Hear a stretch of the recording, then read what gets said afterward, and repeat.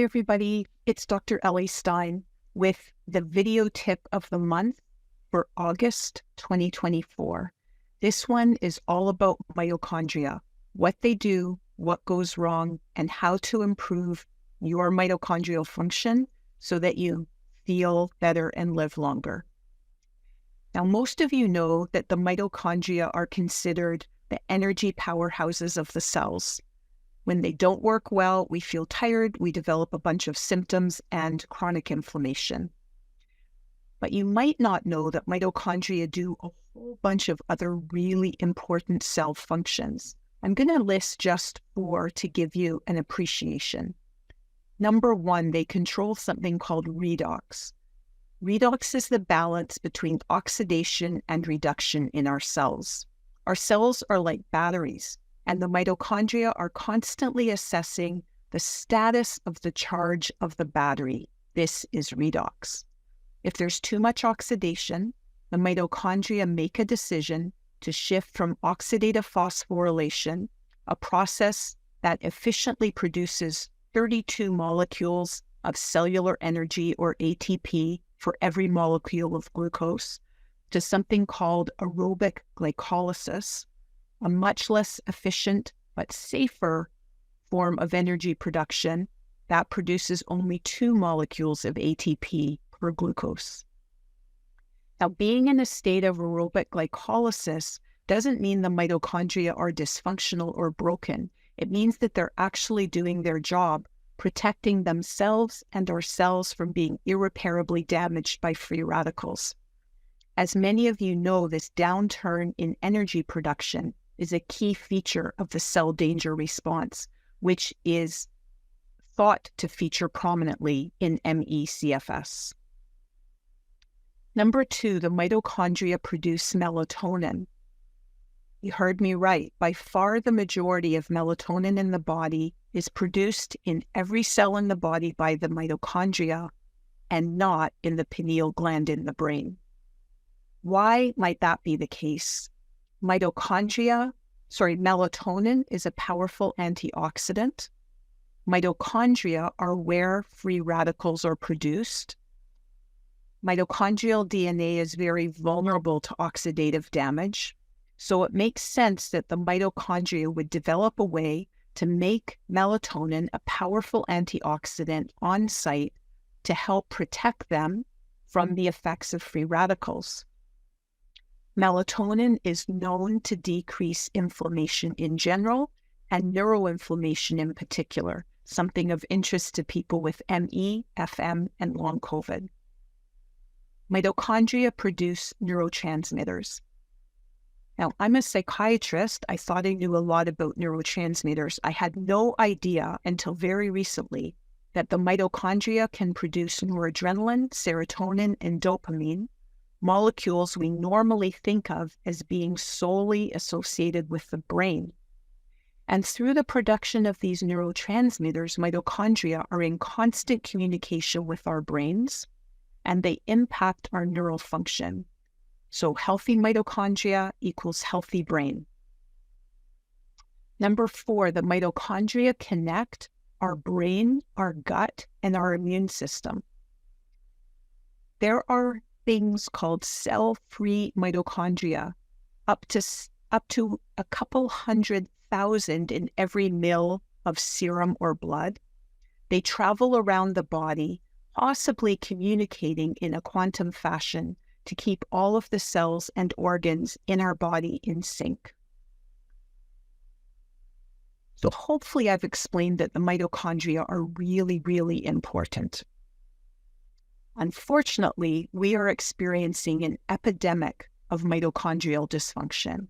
In virtually every disease that's being studied, the mitochondria are implicated, i.e., they're not working the way they should be. Why is this? Basically, all of the things that we are exposed to every day in our modern society are problematic for mitochondria. Things including too much food, not enough light, too much of the wrong types of electromagnetic frequency, not enough activity, exposure to toxins, including medications, chronic stress, and even loneliness has been associated with mitochondrial dysfunction. That may sound a little bit overwhelming. It does to me. So I'm asking myself, what can we do about this epidemic? The good news is that the answer is right in front of our eyes. Actually, I have to qualify that. It's only in front of our eyes if we go outside, because the key to improving mitochondrial function is sunlight. Why might this be? Humans and all living things evolved while exposed to sunlight all day, every day, from dawn to dusk, and then exposed to darkness all night from dusk to dawn. Our mitochondria have light receptors called chromophores for specific wavelengths of light, including ultraviolet, red, and infrared light. And they have them for a reason, because when activated, these chromophores allow or induce the mitochondria to actually work. So we need light for our mitochondria to function.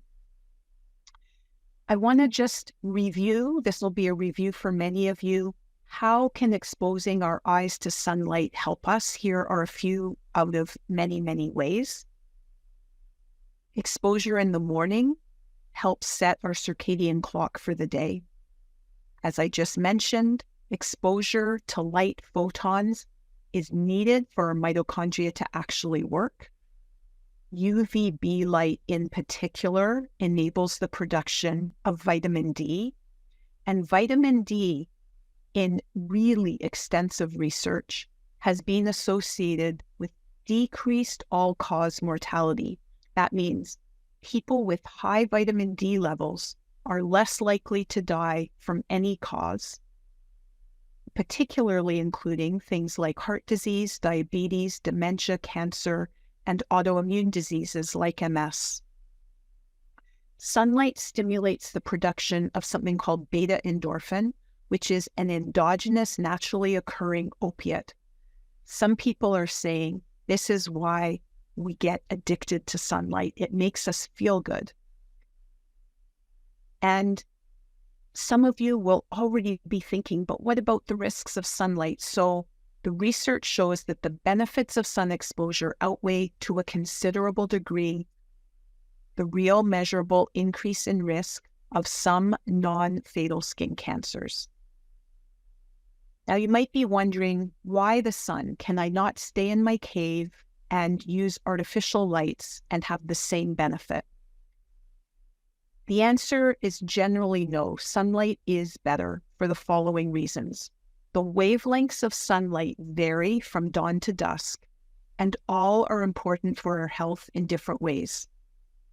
Artificial lights, no matter how complex or well-designed, emit the same one or small range of wavelengths all the time, and that's not what we experience in nature.